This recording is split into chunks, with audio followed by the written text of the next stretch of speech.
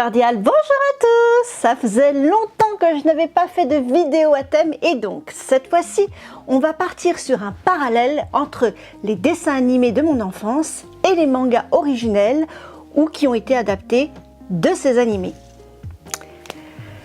Je me suis aperçue qu'il y avait beaucoup de shonen et quasiment pas de shoujo et pourtant j'ai quand même eu mon enfance baignée avec Candy, puis Princesse Sarah ou Georgie, mais de ce qui a été édité actuellement, je n'ai trouvé que la Rose de Versailles, Lady Oscar pour ceux qui connaissent l'animé. Et je ne sais pas si c'est un hasard, mais finalement, ce n'est quasiment que Kana qui est l'éditeur attitré de toutes ces licences et qui en a fait l'adaptation ou qui a fait la réédition et adaptation des titres originels. En dehors de City Hunter qui a été édité chez Panini Manga pour l'original et de City Hunter Rebirth, le spin-off chez Kiun. Cobra est un cas à part. Alors, je vais être franche avec vous, je fais partie de cette génération qui a connu les premières émissions pour la jeunesse, quand même pas en noir et blanc, mais en tout cas, Croque Vacances, si ça parle à quelques-uns, et Récréa 2, puis le Club Dorothée sur toute sa durée quasiment de leur diffusion, avec Dorothée, Ariane, Cabu, Jackie, les musclés et le reste de la compagnie qui est si chère à notre enfance. On doit beaucoup à Dorothée, ou en tout cas au directeur et à la directrice d'abord de la programmation qui s'est certainement pris des murs entiers, puisque les choix étaient peut-être problématiques. On a eu quand même des Ken le Survivant, des City Hunter et Cat Size qui étaient peut-être un petit peu olé olé pour l'époque ou un peu violents avec Goldorak par exemple ou les Chevaliers du Zodiaque. Mais ça nous a donné une immense liberté, ça nous a ouvert des perspectives insoupçonnées. Et ça nous a surtout offert une enfance merveilleuse. Donc on leur doit beaucoup et on va maintenant passer en revue ces quelques animés et leur adaptation que j'ai dans ma Mangatech, puisque je vous rappelle que dans l'ensemble, je parle de titres que je possède déjà, c'est le principe ici. On va commencer par celui qui me paraît le plus ancien, c'est Goldorak, UFO Robot Grandizer pour les aficionados, créé par Go Nagai qui a aujourd'hui 80 ans. Il a été dans les premiers à parler de mecha, donc ces immenses robots pilotés par des humains, et qui a donné par la suite de titres bien connus comme Mobile Suit Gundam, Evangelion, Macross et j'en passe. C'est la génération admirative d'Osamu Tezuka comme Hayao Miyazaki. Ce sont des artistes à l'ancienne, mais qui rêvaient déjà de modernité dans un futur imaginaire. Go Nagai a quand même créé plus de 400 titres dans tous les genres, de la satire à l'horreur, en passant par l'érotisme, à la romance, mais il reste très connu pour ses titres de mecha, dont Goldorak. Goldorak qu'on a pu découvrir à partir de 1978 sur Récréa 2. Aujourd'hui, Goldorak a été réédité chez Black Box, que j'ai ici, la réédition de l'histoire originale. Hop, voilà, on voit ce que ça donne. Voilà ce que c'était et ce que lisaient les petits japonais à l'époque, puis nous, un peu plus tard, beaucoup plus tard. Voilà. Et puis également, la série en duo avec Gosaku Ota, toujours chez Black Box en 4 tomes. Je ne vous montre que les premiers à chaque fois pour plus de facilité. Donc voilà ce que ça donne. Toujours un dessin un petit peu old school, mais ça bougeait pas mal. Pour l'époque, ça faisait rêver. Voilà, ça, mon mari adore. Je vais en acheter pas mal des comme ça. Et j'ai fait la richesse de Black Box grâce à lui. Mais je voudrais me focaliser sur le format album BD de la collection classique de chez Kana, illustré en couleur et dessiné par Alexis Saintenac et Brice Cossu, sur un scénario de Denis Bajram et Xavier Dorisson. C'est un one-shot qui situe une action postérieure à l'animé que nous connaissons. Alors, je vous en montre quelques images. Donc full color, papier glacé, très très belle édition. Une couverture cartonnée, ça va se tenir dans le temps, ça fait plaisir. Ils ont pensé à nous, collectionneurs, qui les gardons dans le temps, voire à la transmission parents-enfants. Parce que oui, c'est très important. Moi, je pense à la colle, souvent qui ne tient pas. Donc, voilà, quelque chose de belle facture.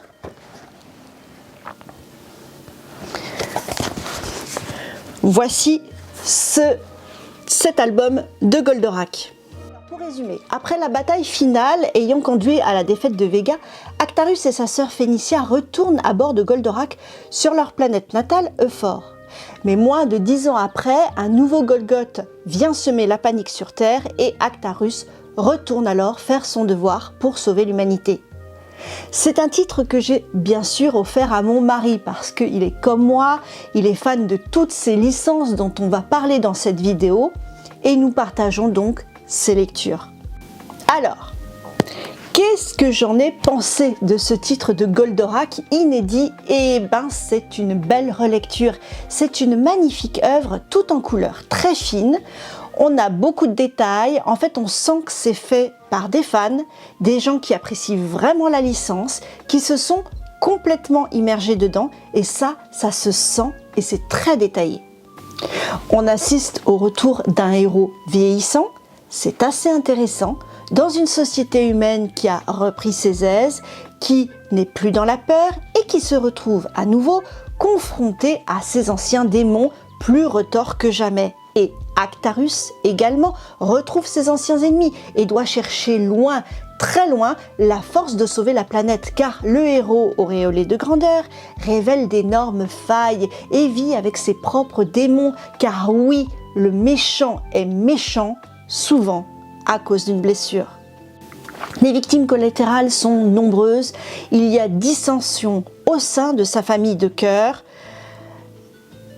C'est compliqué pour lui.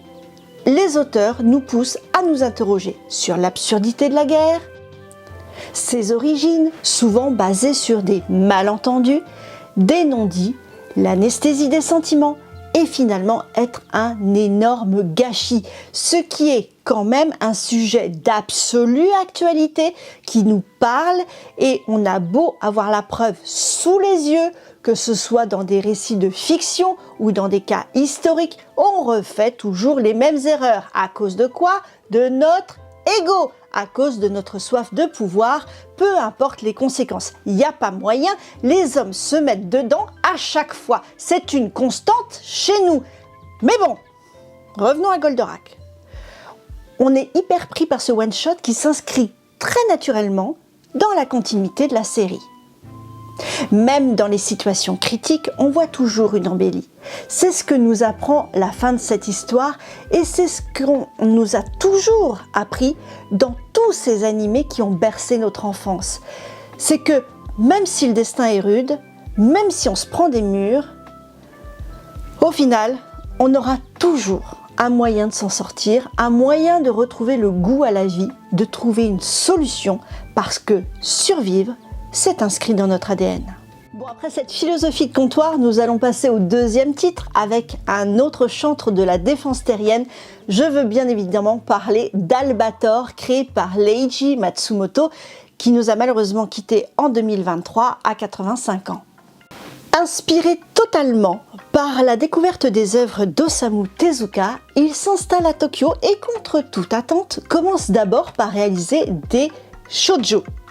Mais dans les années 60, il retrouve ses thèmes de prédilection comme la science-fiction, la piraterie, les récits de guerre et bien sûr la critique sociétale et le guerrier zéro, comme il se fait appeler, Leiji, va offrir une œuvre ultra riche au lecteur et ensuite au public qui a vu ses animés adaptés à la télévision comme Galaxy Express 99 que j'ai ici. Voilà, je vous montre un petit peu. Oh zut, c'est la douche. Aussi un dessin ultra old school, mais assez visionnaire en fait. C'est quand vous vous plongez dans l'œuvre, c'est hyper visionnaire, c'est assez noir et c'est hyper intéressant à décrypter. Franchement, il y avait de l'idée. Le fameux train Galaxy Express que tout le monde connaît. Voilà, voilà. J'ai aussi Yamamoto. Voilà, un personnage indépendant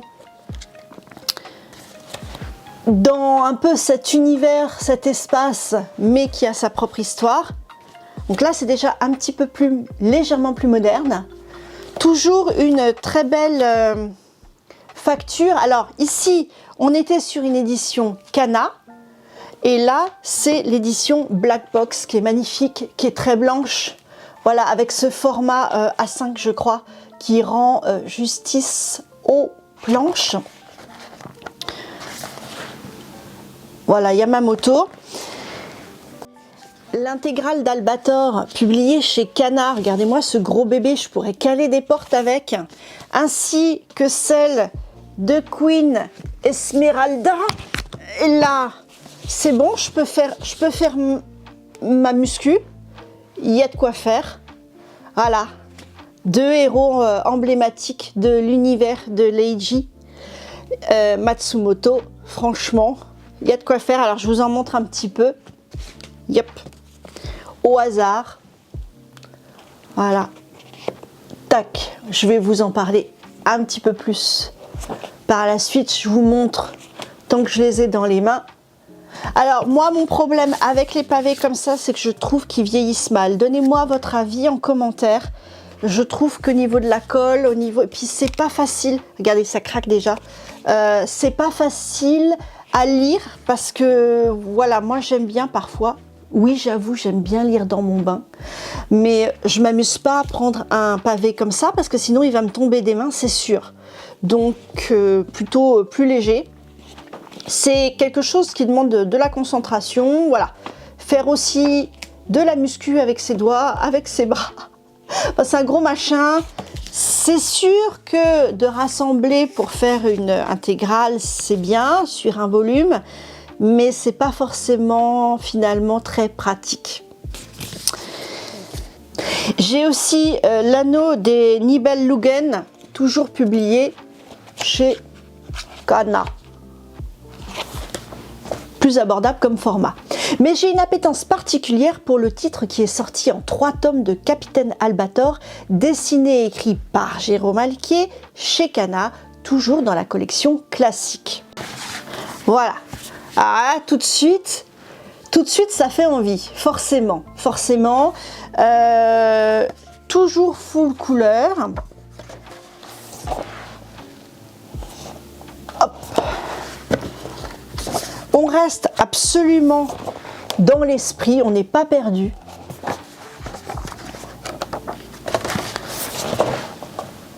Voilà. Et franchement, j'avoue que le format album BD, c'est plutôt agréable. Évidemment, normalement, c'est pas trop ce que j'achète, mais comme je l'avais acheté pour mon mari, ben, j'en ai profité également. Et ce genre de titre en album comme ça, je trouve ça assez cool, c'est assez pertinent. C'est une aventure inédite du capitaine Albator où on refait un focus sur ses ennemis de toujours, les Sylvides, et on suit une équipe de scientifiques qui a découvert un de leurs mausolées, faisant ressortir des informations top secrets sur l'existence de mutantes. La conséquence de cette découverte est une vague de froid extraordinaire qui frappe la Terre et le capitaine Albator et son équipage doivent élucider ce mystère et tenter de sauver à nouveau la Terre de ce péril. Donc, comme je le disais, on reste totalement dans l'ambiance que l'on connaît d'Albator, de l'animé ou du titre éponyme manga. Là aussi, c'est une relecture intéressante. Ce spin-off en 3 tomes est bien réalisé, les couvertures sont solides, sont somptueuses, sont magnifiques. C'est vrai que les rééditions peuvent être risquées, évidemment, pour les fans. Il y a beaucoup de pression, mais comme je dis toujours, et je me risque un parallèle qui, je pense, est juste, je pense à Star Wars quand c'est pas fait par des fans, eh ben ça foire. Et là, c'est fait par des fans, donc il y a une véritable implication et une cohérence. Leur cœur bat à l'unisson du titre, de ce qu'il évoque pour le créateur actuel. Donc là, c'est Jérôme Alquier. C'était la même chose pour Goldorak. Eh bien, ça se sent, et donc ça offre des œuvres complètes qui se tiennent, qui offrent un beau relais à l'œuvre originale, avec peut-être aussi une nouvelle approche, un œil neuf qui peut être transmis aux nouvelles générations, puisque c'est souvent des titres que l'on partage avec nos enfants. Pour ceux qui en ont, on est heureux de partager ces titres magnifiques avec eux. On continue dans la série des Sauveurs du Monde, puisqu'il y en a un qui a fait battre mon cœur. Oui, j'avoue tout, celui vraiment qui a fait battre mon cœur, même si Actarus, je l'aimais bien, eh bien, c'est Capitaine Flamme. Oh mon Dieu, vous vous en souvenez de ce générique? Eh oui, eh oui, voilà. Bon alors, ils sont tous maqués, mais je m'en fous. Cette fois, c'est un roman qui est à l'origine de l'animé Capitaine Futur, écrit par un auteur américain de SF, Edmond Hamilton, dont le pseudonyme était Brett Sterling, fondateur du genre Space Opera, très populaire dans les années 40. On revient à Star Wars du coup. Il participe à de nombreux comics comme Superman et Batman, mais son roman phare, c'est Captain Futur, avec 27 histoires éditées entre 1940 et 1951. Ce roman a été très populaire au Japon et du coup, ils l'ont adapté en animé en 1978 et ensuite en web-série en 2022, qu'on connaît sous le nom de Capitaine Flamme. 52 épisodes quand même de 23 minutes sur les aventures de Curtis Newton, alias Captain Futur.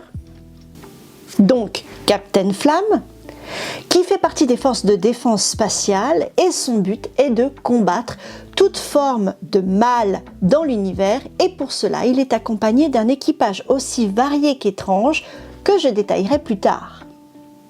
On est donc dans un futur lointain, une ère où l'humanité a colonisé la galaxie.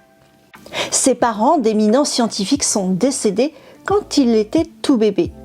Ils ont eu néanmoins le temps de créer un robot perfectionné doté d'une intelligence artificielle, Krag, ainsi que Mala, un androïde synthétique issu de la biologie moléculaire.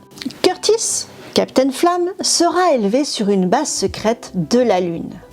Bourré de valeurs morales et d'une forte volonté, il est brillant et il utilise ses capacités pour faire régner l'ordre et la justice à travers l'espace avec un vaisseau de sa conception, le Cyberlab, hyper rapide.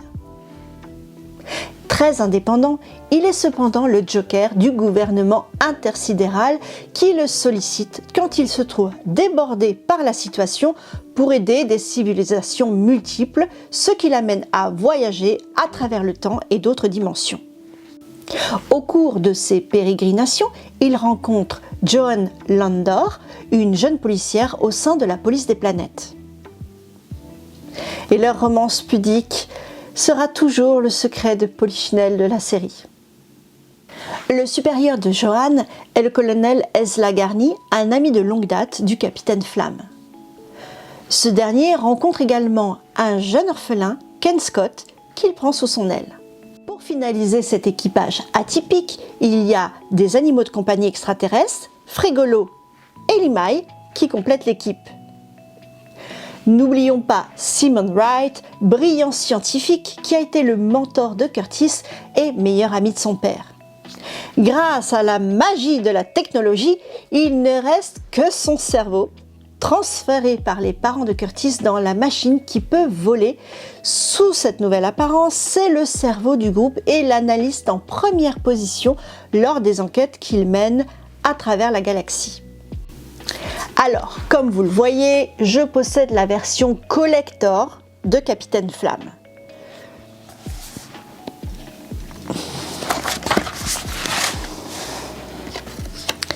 Avec un beau marque-page. Non, dans ce sens-là, c'est mieux. On a encore de superbes croquis. si j'y arrive. Voilà, je vais vous en trouver quelques-uns. Explications sur les personnages. Voilà, tout ça, c'est un bonus. C'est très très précis. Donc on admire encore de multiples croquis détaillés. Pour le coup, effectivement, par contre, il y a un parti pris artistique qui peut poser problème en dehors de Mala et de Krag qu'on reconnaît bien, que je vais essayer de vous retrouver.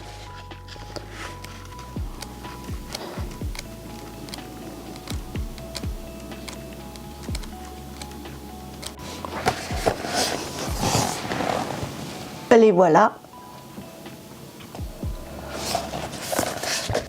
Johan et Curtis sont extrêmement différents et ça déstabilise. Je vous montre ça.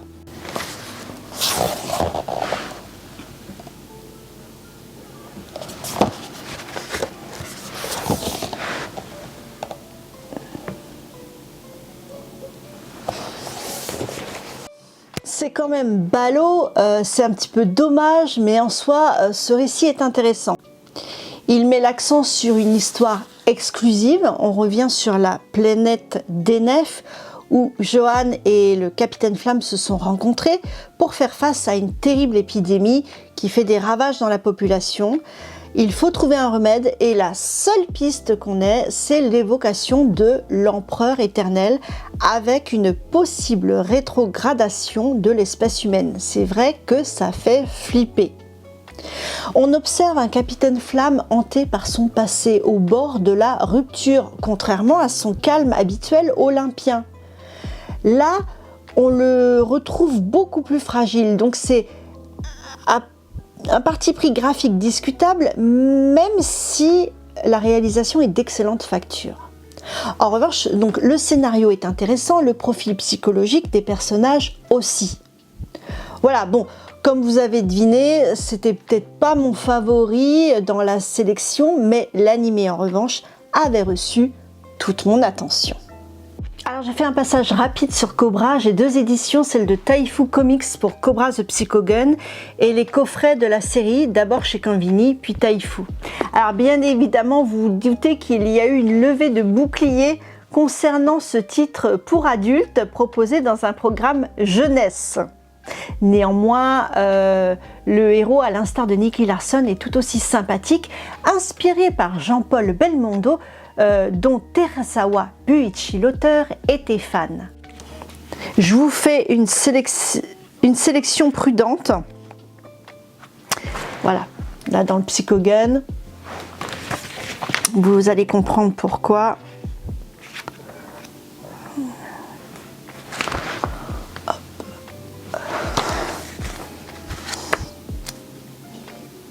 Non, je vais me faire strike par...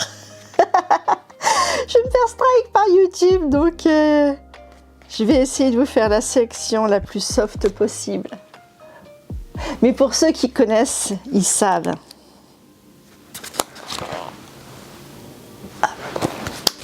Et ici, on est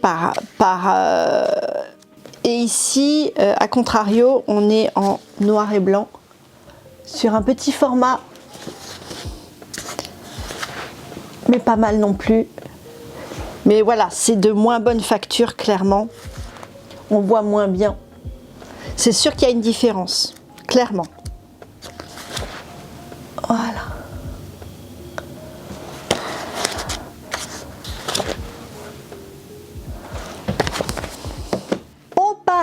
À un autre genre, puisque de sauveurs galactiques nous restons dans l'espace, mais l'espace astrologique, je veux bien évidemment vous parler des Chevaliers du Zodiaque avec la série Time Odyssey, là aussi en version collector, 5 au total, toujours Jérôme Alquier aux commandes avec Arnaud Dolène au scénario, d'après l'œuvre célébrissime de Masami Kurumada. Alors, j'ai également ici la première version qui a souffert des Chevaliers du Zodiaque en manga, elle a fait la guerre, hein, mais que tout le monde connaît. Cependant, je voulais vous parler de cette version, toujours dans la collection classique de Kana, magnifique, elle aussi en full color. Là, voilà, j'ai le haut, voilà, j'ai la... Tac. Ça, voilà, c'est quand même magnifique. Je vais essayer de vous ouvrir ça sans trop l'abîmer. Oh, oh, regardez ça, c'est beau. C'est beau, c'est beau, c'est beau, c'est beau. Hop là. Youp. Donc, toujours chez Kana, c'est très fidèle tout en étant remanié. Je vais vous en montrer quelques planches avant de vous parler de l'histoire. Donc, ici, on reconnaît Ikki, le chevalier du phénix. Là, voilà, ça c'est magnifique. Hop.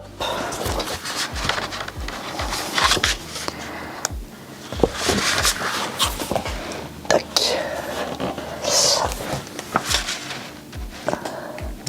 Ça se focalise sur Chronos qui ne rêve que de posséder la même puissance et errant que les dieux primordiaux comme Athéna ou Poséidon. Il décide donc d'interférer dans le cours du temps puisque c'est le dieu du temps, mais prudent, il masque ses traces et il intervient à différentes époques. Dans la saga, ça correspond à avant le sanctuaire jusqu'à après les épisodes concernant Hadès. Il est entouré d'une armée de lepta, des chevaliers dirigés par les 12 chevaliers des heures, mais dans son entreprise machiavélique, semblerait-il, bien évidemment, les chevaliers d'Athéna vont le contrecarrer. On commence donc avec ce premier tome, Ikki en ligne de mire. Donc là, on fait un petit récap en début d'album avec la présentation d'Athéna et des différents chevaliers. Bref, la mise en contexte et on commence, voilà, là. Et on commence par l'agression de la réincarnation de la déesse Athéna, Saori. Hop, c'est ici, voilà un des premiers chevaliers des heures qui essaye de choper notre déesse.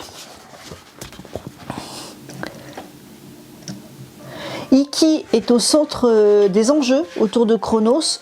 Je ne vais pas vous en dire plus, mais on retrouve des personnages familiers. On en découvre d'autres aussi.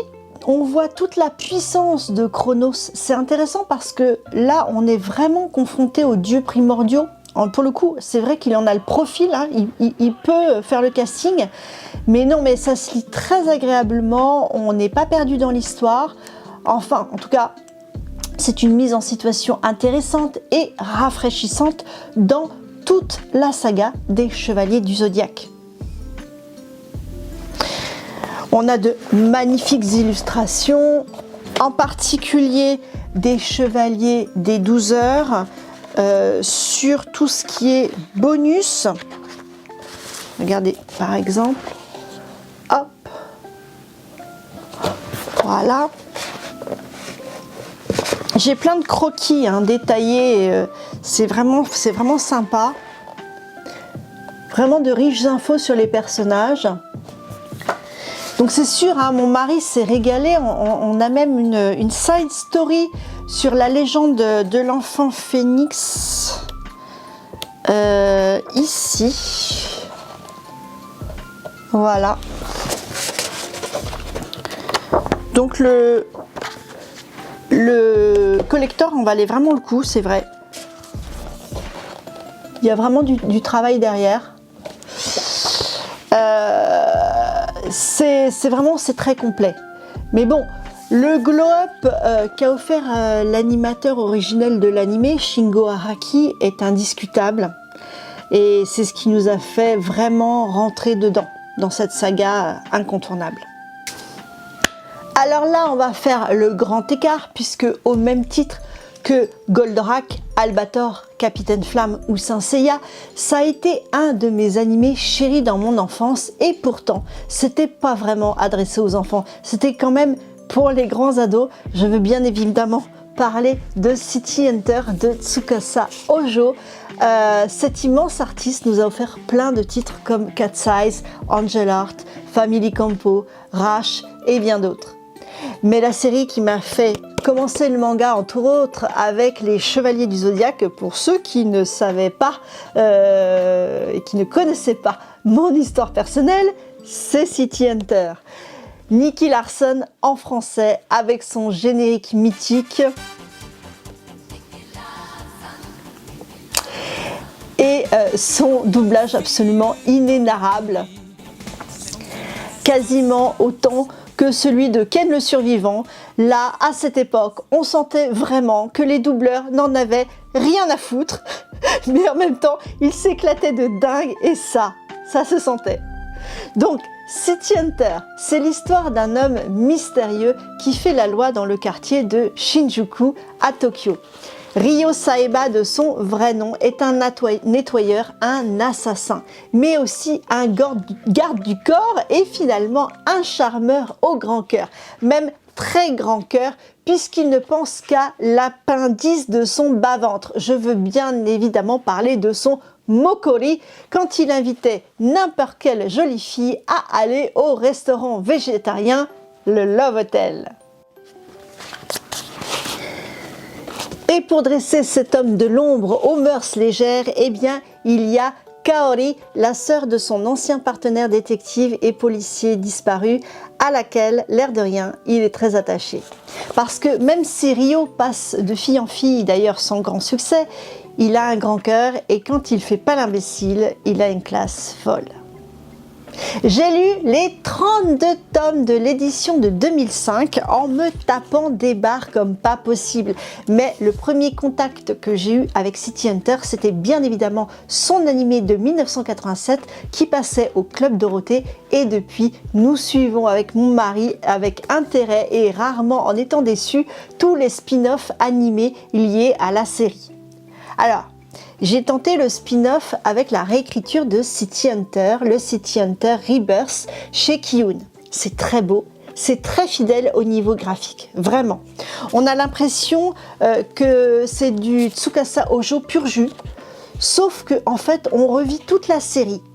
Il n'y a pas vraiment d'intérêt, je trouve, parce que, pour vous dire brièvement, on suit une autre Kaori qui est fan de la série City Hunter. Elle a 40 ans, célibataire otaku, c'est une employée de bureau désabusée et on est typiquement dans une situation d'isekai où elle se fait percutée par un train et elle se réveille dans sa peau de lycéenne à Shinjuku dans les années 80, exactement comme dans la série City Hunter, devant le fameux panneau XYZ de la gare et tombe littéralement dans les bras de son héros. Elle retrouve tous les personnages qu'elle connaît si bien et elle côtoie donc son héros favori de très très près. Alors, pour sa défense, je dois reconnaître que je n'ai commencé qu'un seul tome, mais j'avais déjà l'impression d'une redondance, même si c'est hilarant, c'est tellement fidèle à l'œuvre originale dans l'esprit et le graphisme. Peut-être qu'il faudrait que je lui donne une chance. Dites-moi ce que vous en pensez. Est-ce que vous l'avez lu de votre côté? Est-ce que je m'y remets? Est-ce qu'il y a de quoi faire pour continuer de nourrir cet univers déjanté de City Hunter?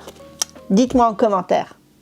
Et pour finir, nous avons enfin un shoujo, toujours sorti chez Kana, un pavé, voilà, un beau pavé, énorme. Et ce n'est que le premier tome sur les 4 réédités en 2011, La Rose de Versailles, Versailles Nobara en VO, qui dans l'animé que j'ai connu et que j'ai beaucoup aimé d'ailleurs à l'époque s'appelait Lady Oscar. Alors bien évidemment, tout est dans le titre, nous nous trouvons au château de Versailles à l'époque de la fin du règne de Louis XV, quand il y avait encore sa maîtresse Madame du Barry.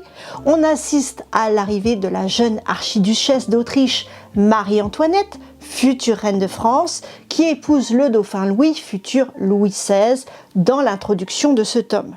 Nous suivons 3 destins principaux qui vont s'entrecroiser dans ce récit. Celui de Marie-Antoinette, celui d'Oscar François de Jarget, qui est en fait la 6e fille de la famille Jarget, une famille noble au service proche du roi, qui sera élevé comme un garçon par son père, là de n'avoir eu que des filles. Il en fera, selon lui, la plus prometteuse et meilleure soldat de France. Elle sera intégrée à la garde royale et suivra au plus près la jeune archiduchesse.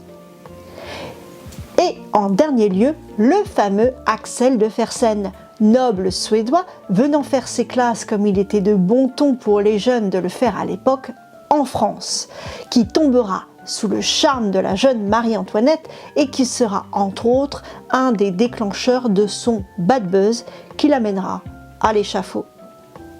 Alors, pour ce qui est de cette édition, comme je vous le disais, honnêtement, je ne suis pas fan des grands pavés.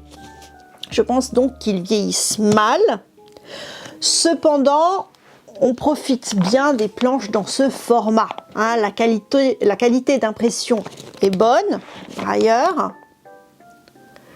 Mais pour moi, qui ai connu vraiment les tout débuts du Club Dorothée, retrouver des dessins old school comme ça, c'est pas mon kiff. C'est vrai que c'est très particulier, ces grands yeux pleins de scintillements. C'est vraiment une époque, c'est très très souligné quand même. Hein. Après, il y a pas mal de détails, dans les costumes notamment.